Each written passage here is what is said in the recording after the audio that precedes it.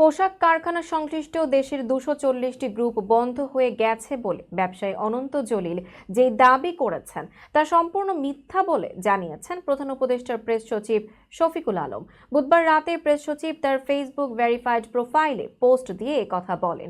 শফিকুল আলম বলেন, অনন্ত জলিলের সরকার থেকে কিছু সুবিধা আদায়ের চেষ্টা করার আগে সঠিক তথ্য জানা উচিত। পোশাক কারখানার 240টি গ্রুপ বন্ধ হয়ে গেছে বলে তার যে দাবি তা সম্পূর্ণ মিথ্যা। এছাড়া বাংলাদেশি কারখানা প্রতিদিন বন্ধ হয়ে যাচ্ছে, সেটিও অসত্য।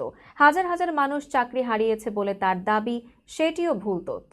প্রেস সচিব বলেন, প্রকৃত তথ্য হলো গত 7 মাসে বাংলাদেশের রপ্তানি 11% বৃদ্ধি পেয়েছে। স্থানীয় প্রশাসন ও শিল্প পুলিশ রিপোর্ট অনুযায়ী এই সপ্তাহে গাজীপুর, আশুলিয়া ও সাভারের প্রায় 99% কারখানা খোলা ছিল।